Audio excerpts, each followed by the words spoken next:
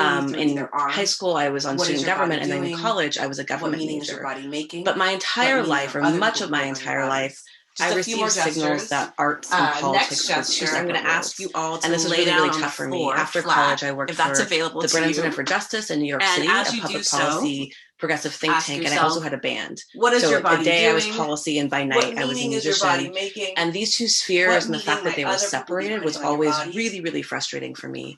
I was lucky enough in 2007 to find a program called Arts Politics at NYU, a master's program, which I went into, and that was the first time I found a serious academic study that combined these two interests, and that eventually led me to getting my PhD at Northwestern in the field of performance studies. Two more gestures. So, thank you, Lanisha, for the amazing introduction. I'm currently at Seattle University. I'll start at University of Washington in the fall, and I teach now courses that are very much at the intersection of art and policy. This summer, I'm teaching a public policy in the arts class that I've taught 5 times before, where students look at things like cultural policy, but they also look at things like the cabaret license that started in New York City in 1927 to prevent interracial dancing, and that was on the books until 2017.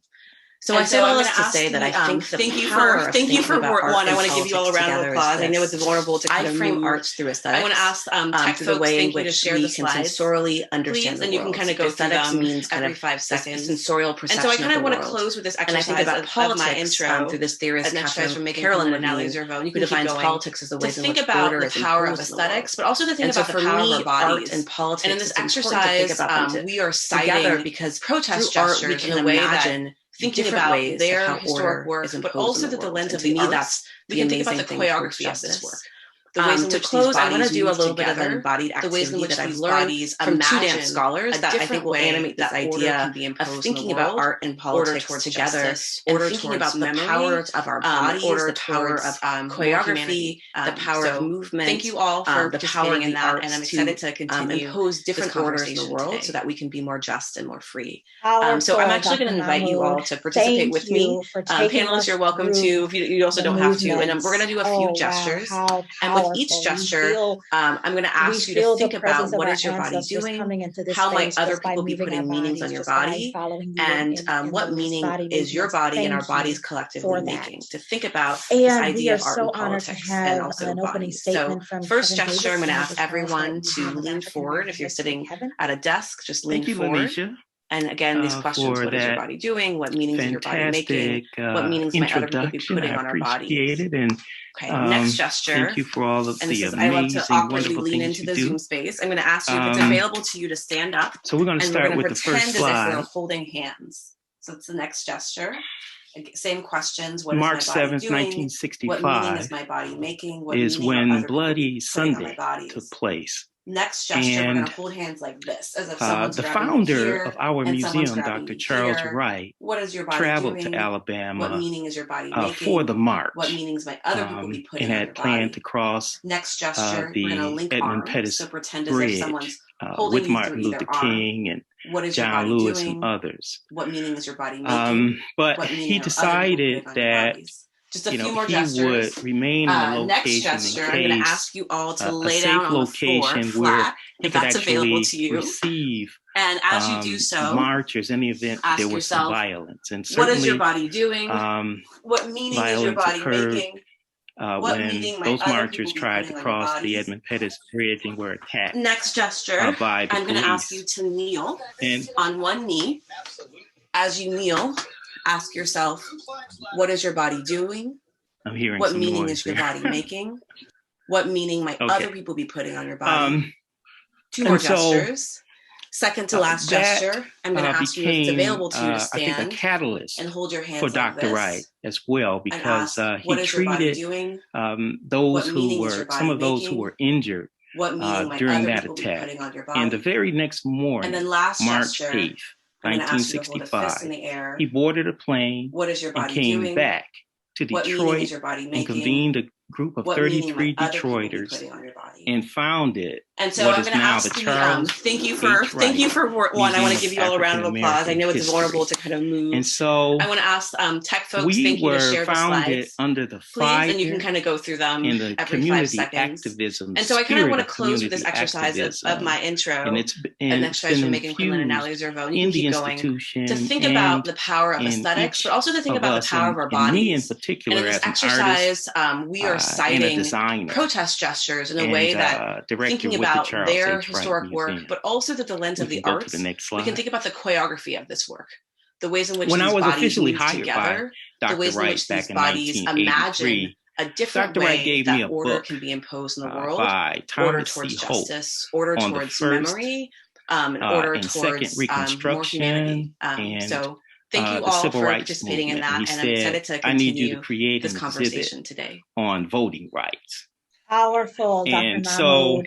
Thank you for taking us through put that exhibit together. He was very pleased with it. How powerful. And we feel the presence of our ancestors coming into this space just by moving our bodies, just by Black inventors, Marcus Garvey, Malcolm X, for that. the Underground Railroad, and we are so honored to have hundreds an of opening others statement related from to Kevin the Civil Rights Davison of Movement. the Charles Wright Museum of African American We'll History. go to the next slide.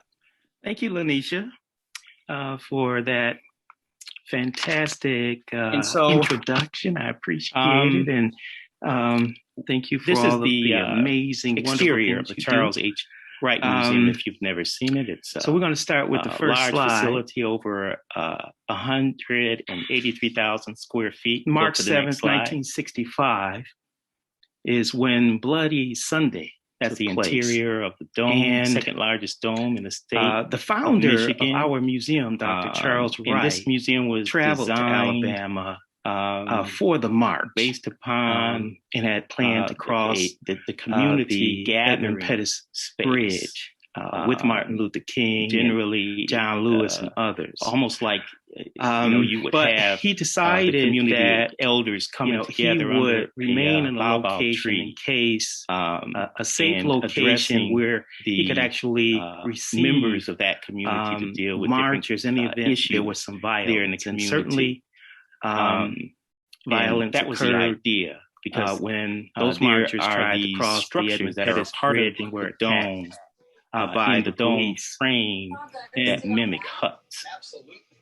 And so that was the concept behind this. And so we are still, I'm hearing community gathering space, rooted in community activism. And so that became, I think, a catalyst for Dr. Wright as well, because with the arrival of our new president, those who were CEO, some of those who were injured during Neil Barkley, and the very next morning, March 8th, come full 1965, and he boarded a plane. The first thing Neil Barkley wanted to do was to Detroit and exhibit on voting. A group of 33 Detroiters. So what you see here founded what is now the Charles introductory section of Museum of African American History. Go to the next slide. And so we were founded under the fire, talks about the first community activism, second spirit of community activism, gerrymandering, and it's the electoral college and women's suffrage, and it's our first of us and me in particular as an artist, we did and a designer produce an exhibit and director with the Charles H. Wright Museum. Our president, 44th, go to the next slide.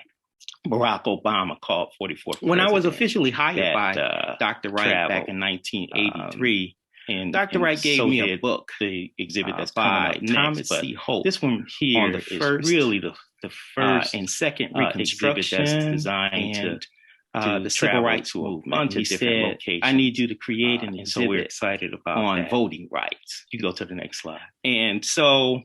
This is another exhibit. I proceeded to put that exhibit together. He was very pleased with it. And the story there is there were other exhibits, Tuskegee Airmen from Detroit, Charles, men and women, Black inventors, and Marcus Garvey, Malcolm X, they served the Underground Railroad and escorting of fighters related to the Civil Rights Movement. Well, I should say bombers. They were fighter pilots. We'll go to the next slide. And it's said that they never lost a bomber, and so that they escorted.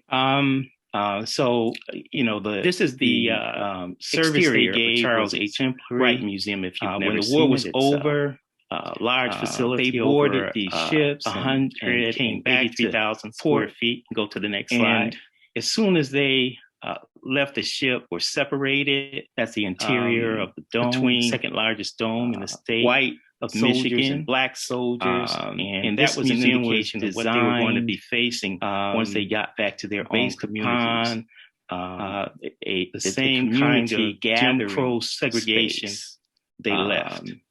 Generally, next slide, almost like you would have the community elders coming together under a baobab tree, beyond just dealing with addressing the struggles of African American members of that community to deal with different has taken more there in the community.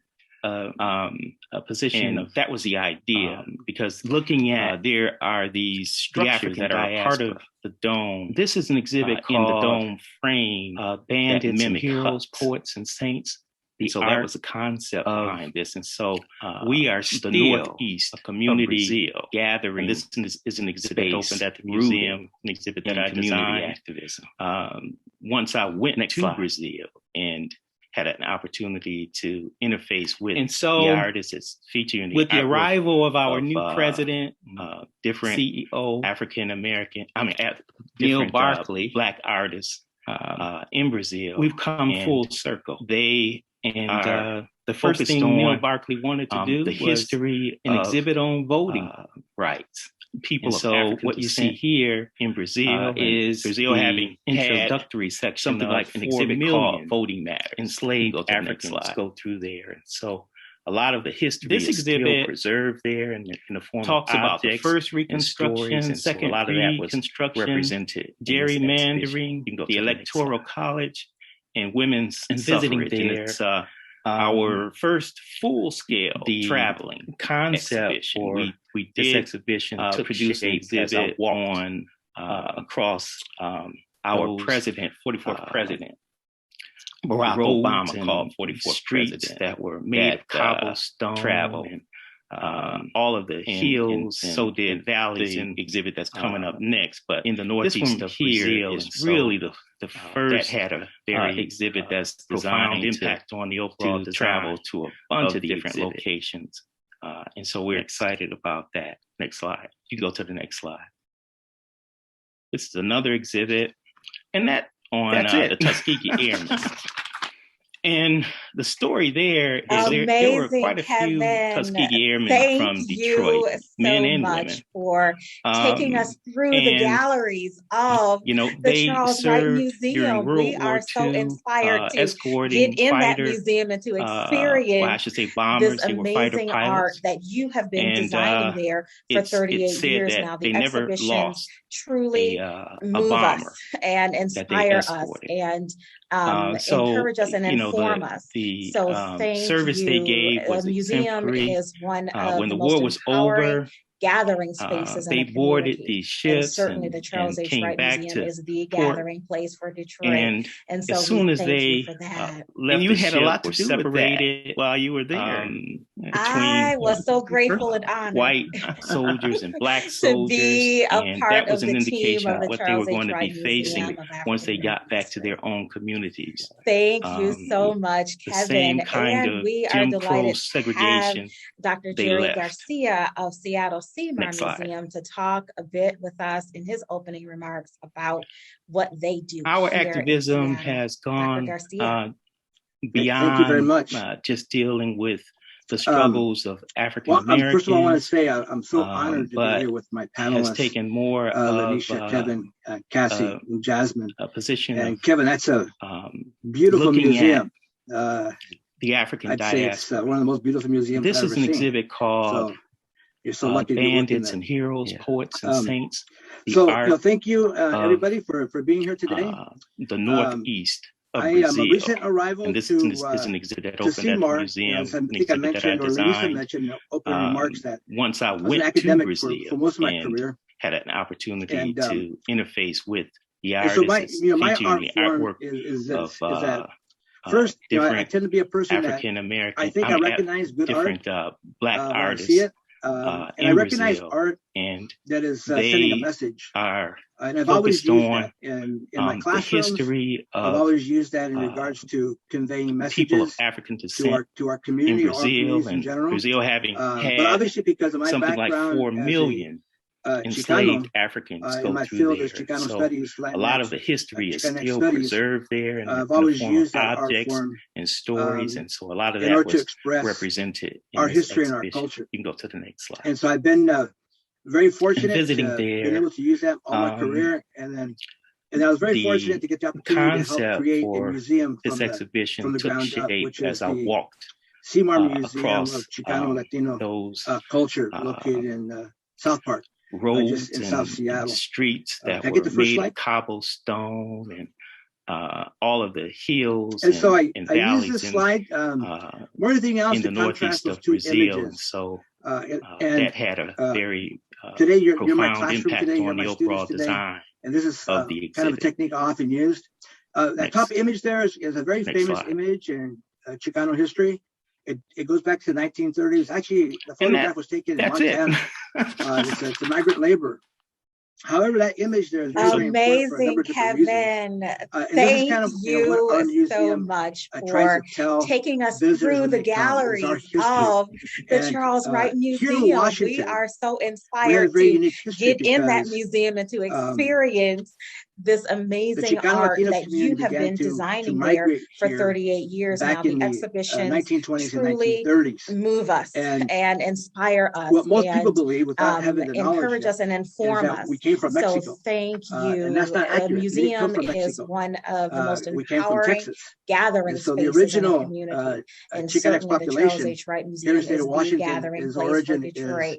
And so we call Texas, right? The Tejano diaspora. And you had a lot to do with that. So there's while you were there. Of movement here in the state of Washington. I was so grateful and honored about that is that people from Texas or to be a part of the Central team America, of the Charles H. they are Wright traveling. Museum of I'll just use Texas, History. Almost 2,000 miles. Thank you so much, Kevin. And of course, we are delighted to have Dr. Jerry Garcia of Seattle Seymour Museum to talk a bit with us in his opening remarks overwhelming majority what they do came here to here perform in agriculture and were Dr. drawn Garcia. by the thousands of acres. Thank you very much. Created.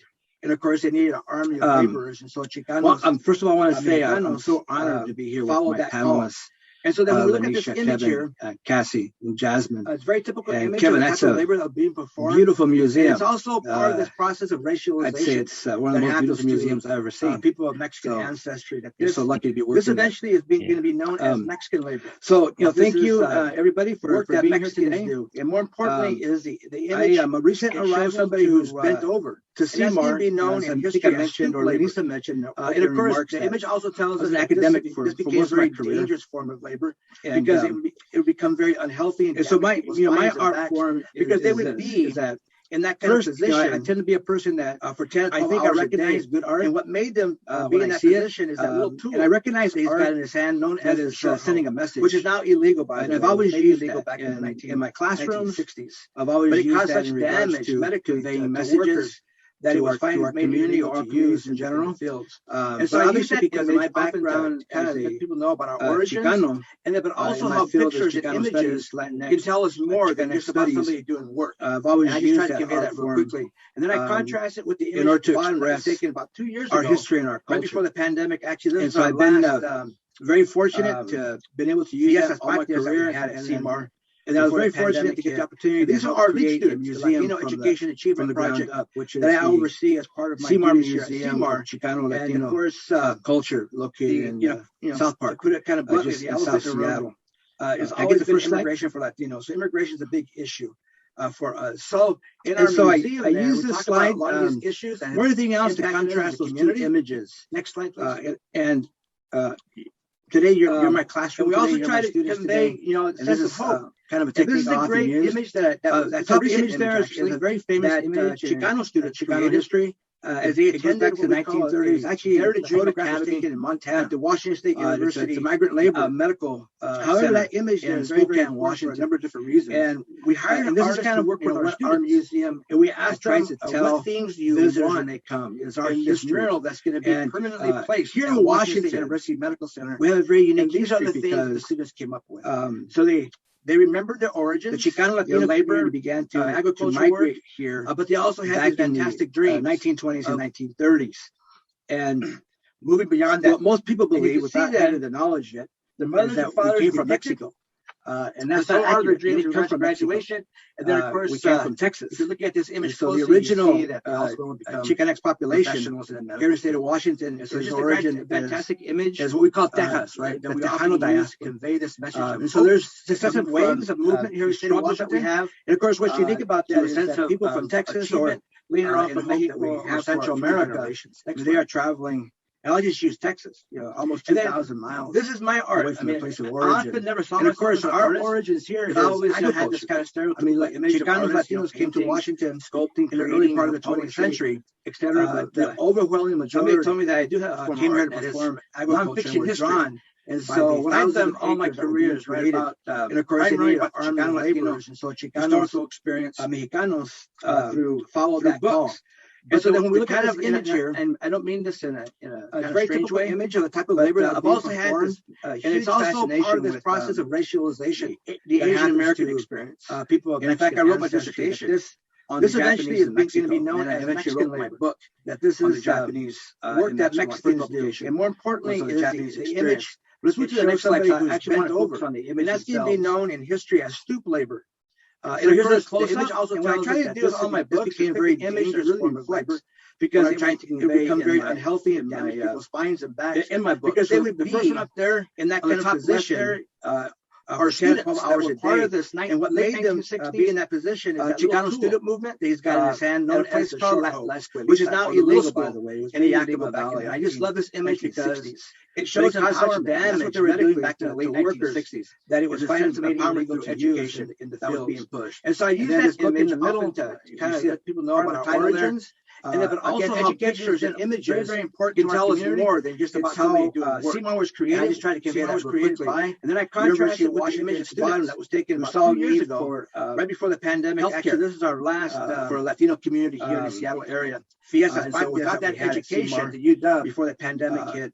And these are our big students, the Latino Education Achievement Project. And then, of course, I oversee you can't see very well here. This image on the very top right is my book on the Japanese in Mexico. And it's, to put it kind of, what I love about that image is that it's so common immigration for Latinos. Whether you're in Brazil, whether you're in Canada, whether you're in our museum there, we talk about why an image like this impacted us as young Japanese children, whether Japanese Canadians, Japanese Americans, Japanese Mexicans. And we also try to convey a sense of hope.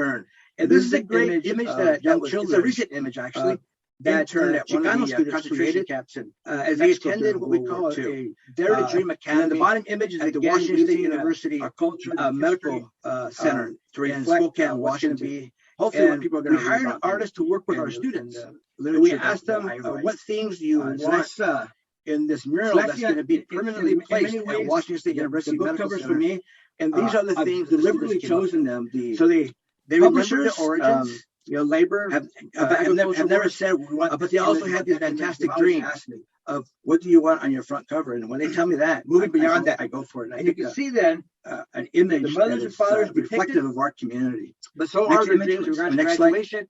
And then, of course, and so this is our museum. Closely, you see it's 2 years old, but we were only open just for 1 month before we had to shut down because of the pandemic. And there's the address and message of hope. And we just opened up again yesterday. So yesterday we have reopening, and so if you have the opportunity to come visit us in hope that we have South Park.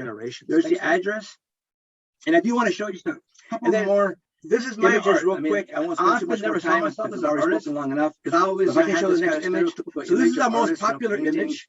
When people want to take a picture, they go to this wall, etc. But because we had two great civil rights leaders from our era, and that is nonfiction history. And so when I've done all my careers, right about and we pay a lot of homage, Latino, to the African American community. And I'll tell you one single reason why. But if you kind of look at University of Washington in a kind of Chicano students that went there, but I've also had the first huge fascination to recruit them.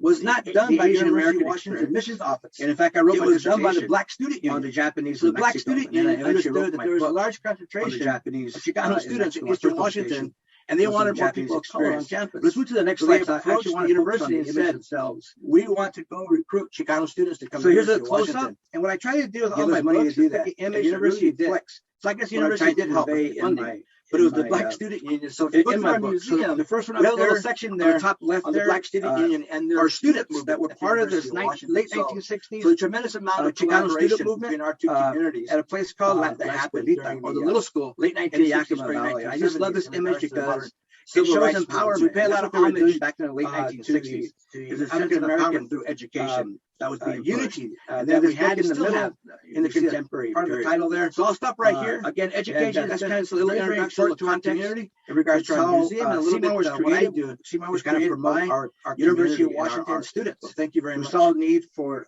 thank you, Dr. Jerry Garcia. Latino community here in the Seattle area. Amazing entry point into what you do at the CMAR Museum.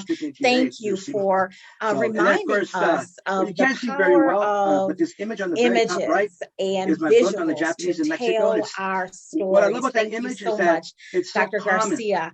And I would love to invite all four of the panelists to the main stage now so that we can engage in exchange and dialogue about the power of our art to continue to tell our stories and empower us and move us forward.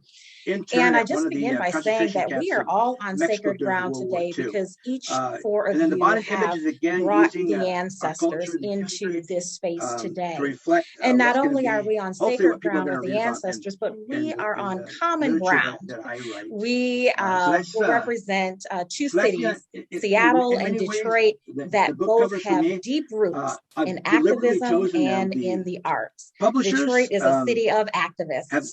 Seattle is a city of activists. And these cities are both cities of the arts. Both of these cities have museums that are dedicated to advancing justice and equity and are dedicated to centering and celebrating artists of color. So this is our museum. So let's talk a bit about this. 2 years old, but we were only artists open in for your 4 own months right. before we had to shut down Are because of arts the administrators pandemic. and And you there's all the are address. activists. And So we just opened up again yesterday. Condensed So yesterday to was this reopening. idea of And so artists. if you have the opportunity And to so come we visit begin us, with the first in South question. Park, there's the address. And it's about And if you want to show you what is fueling images your real life? quick, I What are won't you spend too much doing more as time an because I've already artist spoken long enough. as if your But if I can life show the next image. depends So on this is our it? most popular And I image. will start with When people want to take a Cassie. picture, they go to this If wall. you could share with We had us two the great civil completion rights of leaders this of the phrase, era, and I that is, of course, Cesar blank Chavez as and if my Martin Luther life King depends Jr. on it. And tell us what and you his mean music. by And that, we pay a Cassie. lot of homage. Yeah, sure thing. I to the appreciate how African-American you bring community. in this And long I'll stream. tell you one single right, reason why. From It's the because when strength we of, look at of our University of Washington ancestors, the organizers and the Chicano before students that us. went there, For me, the I first attempt listen, to no recruit surprise, them I listen was as not if my done by life University of depends on Washington's it. admissions office. It was I done by the hold Black an Student Union. amazing So the Black privileged Student Union position to be understood that able there to was a sit large with community concentration members to of hear their Chicano students in stories. Eastern Washington, and they Oftentimes wanted they're more people of stories color of on healing campus. and So they pain and approached the trauma that university and crosses said, across we want to go recruit generations. Chicano students to come to the And University of Washington.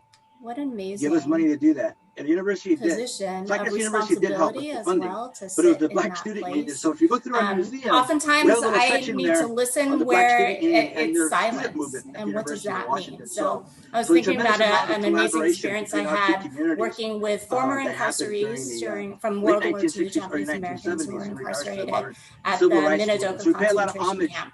And we were to working the African American to do some unity community planning that we had on and what still would have happen in the at contemporary Minidoka period. today. So I'll stop right here. We were And that's kind of contacted a by little the introduction, National a little Park Service, context which works in out regards of to the our Department museum of and a little bit Interior, what which I is the do same to kind of department promote that our incarcerated them community to and begin our art. with Well, in thank you very much. World War II. Thank you, But Dr. we were Jerry able to have these Garcia. community An conversations. And so amazing an example, entry they would point point to a into picture what you of do the at the canal. CMAR It was a Museum. swimming Thank hole you where for people would go swimming. And reminding some us people of the power outside of the community would use that as an images example to and say, visuals well, the to camps were not so tell bad. our Look, people are stories. Thank swimming. you They're so young much, folks. They're Dr. getting together. Garcia. But if And I you would love listened to hard, you invite could all hear four of the panelists to the main stage now so that we community can members engage question, in exchange and why was I dialogue swimming there in about the first place? the Why power was my of childhood our based on art swimming to in this continue camp, to tell our in this, stories and in empower this us and move canal? us forward. And then they would And I just also begin by in- saying you that could we kind are of see all them, on sacred ground today fade because off. each four of you And they would have mention brought just the really briefly ancestors individuals into who this died space in today. the canal. And not only are we on Maybe sacred folks who ground had with the taken their own ancestors, but lives. we are on common ground.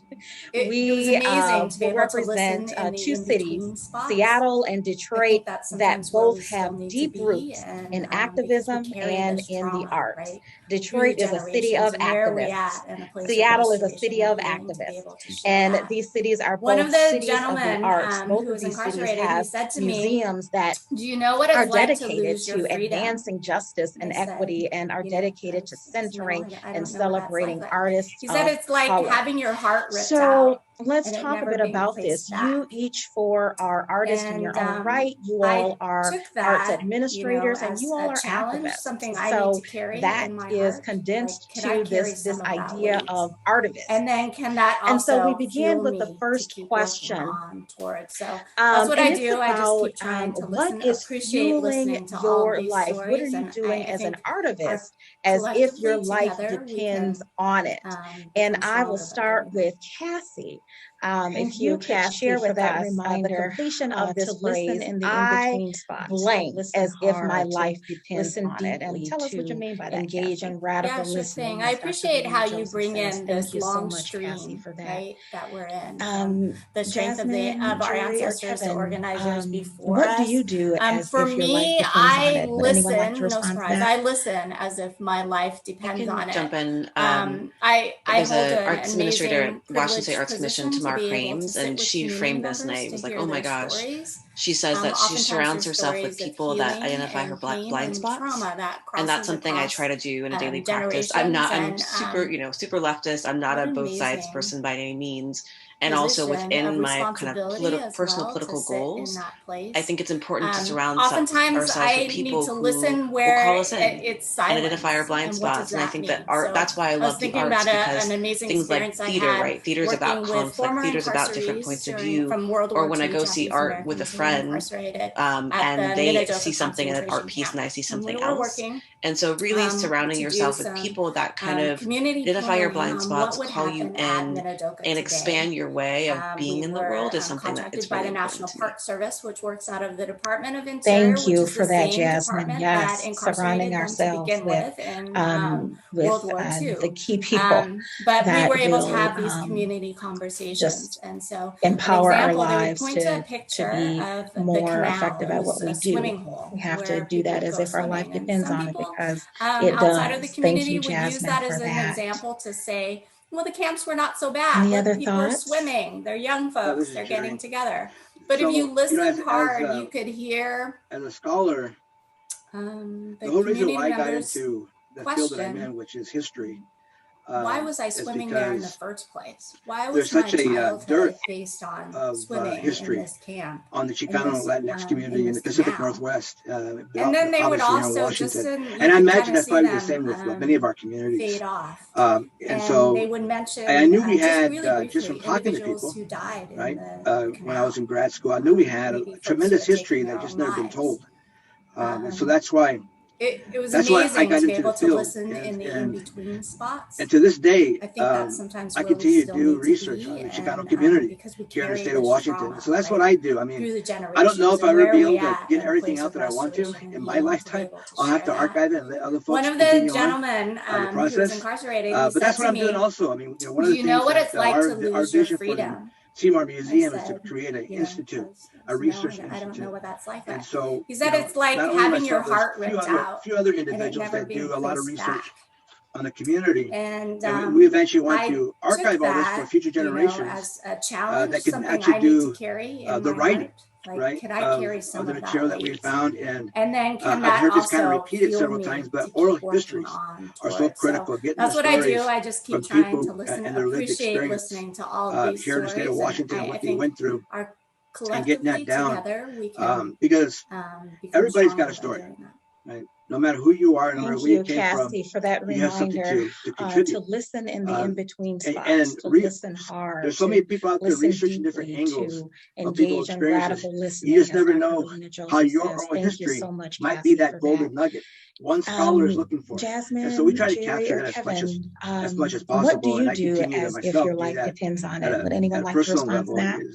I'm always out there in the field. I can jump in. Material. In fact, I'm taking there's an arts administrator at Washington Arts Commission, Tamara Crames, and she framed this name. Oh my gosh. She says that she surrounds herself with people that identify her blind spots. And that's something I try to do in a daily practice. I'm super super leftist. I'm not a both sides person by any means. And also within my kind of personal political goals, is such a great I think it's important to surround ourselves with people who will call us in and identify our blind spots. And I think that's why I love the arts, because things like theater, right? Theater is about conflict. Theater is about different points of view. Or when I go see art with a friend, and they see something in an art piece and I see something else. And Kevin, I'll really pose this next surrounding yourself question with people that to kind you of first. How do identify your you blind use spots, art call and you culture in, to and drive expand your social way and of being in political the world is activism something and that's really important in your life, in your world, in your space? Thank you for that, Jasmine. Yes, surrounding I'll ourselves give this example with the key people back in will 1988, empower our lives Dr. Wright be more effective at what we do. a We have to do that as if our life depends on it, because the 13th it does. Thank you, Jasmine. And of course, now we have the movie called The 13th. Any other thoughts? That's dealing with that issue. So he pulled together some judges and lawyers and others. And he came to me and asked me if I could illustrate something that would represent the message he's trying to convey. And so and I imagine that's probably I illustrated this image of I knew we had an enslaved people. Black man when I was in grad school, I knew we had a tremendous history that just never been told. And so his clothes are torn. That's why I got into the field. He's got and to this day, Constitution in his hands, and he's reading it here in the state of Washington. And so that's what I do. I mean, I don't know if I ever be able to get everything out that I want to. And Dr. Wright wanted me to do it separately as an artist the process for the museum. But that's what I'm doing also. So he paid me separately to do it. He said, I don't want you to do this as part of the museum. I want you to give me your best interpretation of this and create something that comes directly from the heart. And it was something I wanted to include as part of the slide presentation, but we had that flood a few weeks ago, and they removed all of our collections. I did donate. I've heard this kind of repeated several times, but oral histories are so critical. Getting the stories from people and their lived experience. That's a good example of how I take my art and getting that down, and my activism to help highlight and illustrate, no matter who you are, what our messages are to the community at large. As an institution, there's so many people out there researching different. We're an institution that is you just never know how focused on education. Might be that golden nugget. A lot of our story, and so we try to capture that as much as even go so far as to say most of our story and our journey is not covered I'm always out there in the field, Detroit public trying schools to collect or material. In fact, I'm taking a trip to Colorado. And so it's up to institutions like ours There's stuff in Colorado to share our story and put it out there, and correct the misinformation that is out there. So doing research, continue to bring on our voice and right the wrong to the community. To me, is very, very important. You are so right about that. That is such a great point, Jerry. For making that, for reminding us to archive our own lives. It's really important to always think about an absence in the archival record who are our sources, but it's up to us to archive our lives and our activism right now. Thank you for that, Jerry. And Kevin, I'll pose this next question to you first. We have to always use art and culture to drive social and political activism and movements in your life, effective in what we do as artivists. So I love for you all to talk a bit about your sources of inspiration as artivists. Who or what helps you to realize your dreams and your Dr. Wright your hopes pulled together for a the work symposium. Who are your sources of inspiration? 13th Amendment. Jerry, we'll start with you. And of course, now we have the movie called The 13th. Sure. That's dealing with that. I've always that been issue. Kind of pulled to art. So he pulled together some judges and lawyers I've always, and others. And he came to me and asked me if I could illustrate something that would represent the message he's trying to convey. Right. And so I illustrated this image of an enslaved it's not art for black art's sake, man if that who makes sense. So was a fugitive. The art is being created, and so his clothes are sending a torn, message, and to our he's got about the issues that affect Constitution us. in And his you see hands, that, and he's reading throughout it. the United States, where there are And Chicano and then it's communities. starting. Sometimes we the it's people. just a mural on a wall, but it's a And mural Dr. that's Wright sending a wanted me to message do it to the community. separately So as an Chicano artist artists have always been my for the inspiration. museum. I've been very So he fortunate paid me in my separately career to to come do it. He across said, "I don't want you to do this as part of the museum. real Chicano I artists that do want this kind of work." you One of to them give I me worked your with for best about 4 or 5 interpretation years of when I was a this faculty member and at Michigan create State something University. that comes And his directly name is from the Dylan heart." Miner. In fact, And it was something I he's wanted still a to really good friend include of as mine. part of the We slide talk a lot, and we presentation, but we collaborated had that flood on putting an exhibit together a few weeks on ago, and they a removed all of our collections. I did donate a group it to from the Mexico, museum. a collective group of artists And known as La that Pistola. Now, phonetically, that that's a sounds good like the example pistol, of right, in Spanish. how But I it's take actually my spelled, art and my activism to help in Spanish, highlight and pencil illustrate is what our pronounced messages lapis. are to the community So at when large you play that out, as it's an a play on the institution. word. It's a And play on the word. we're an Pistol, institution that but it's is actually talking about using the pen focused on as a form of education. power to get your story And down, or a using a lot brush of our to paint. story, And so, I would La even go Pistola so far as to Collective say most of did a our lot of work story and our down in journey Mexico is in not regards to covered the in the oppression that was going Detroit on in public Oaxaca schools or any other during school a district. teacher strike. And And we so brought it's them up to in, and it was just institutions fantastic like art. ours, And their type of artwork to has been share replicated by our artists here in the story and United put it States. out there, One of the people and that I recently correct came the across, I think misinformation some of you might that know is her, out Erin there Shigaki, about our who I'm journey actually collaborating and right right now to put a mural in our museum. You are so right about that. Thank Compares you, and Kevin, contrasts for making Japanese that point concentration and camps with that the illustration. Bracero camps. You know, during it's World War really II. important to The always Bracero think camps were about the labor camps created for Mexican what and laborers that were who brought are in by our the U.S. sources government. of And these two inspiration groups worked as side by side artists, together.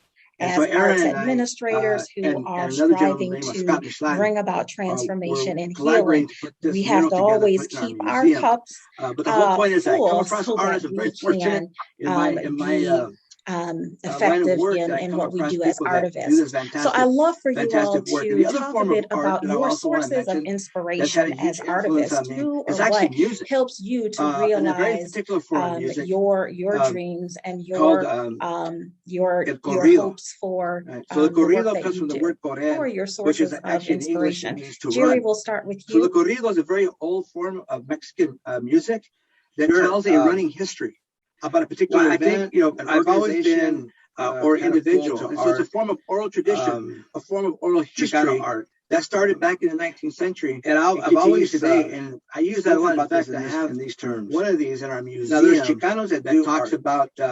Right. Then there's Chicano art. So I hope you can tell the difference. People can email Chicano me art. If you want more information on the is that art? But there's a great corrido that was written that speaks to the community cockfighting. Right, that huge. It's not art for art's sake. But I use that because so the cockfighting art is being created. It's an underground sport, blood sport, is sending a message that was legal in the United States for to our communities. About issues that is illegal everywhere, and you see that, but it's still practiced throughout the United States, where there are Chicano community, the African American, sometimes it's just a mural and whites, but it's a mural that's sending a message popular to the community. So Chicano artists have always been my inspiration. I've been very fortunate. That's another form of art, the corrido. I think is real Chicano artists for us to understand who we are as a community. I could probably go through that 4 or 5 years when I was Chinese community, faculty member at Michigan State University, and get a very Dylan Miner. In fact, it does the same thing.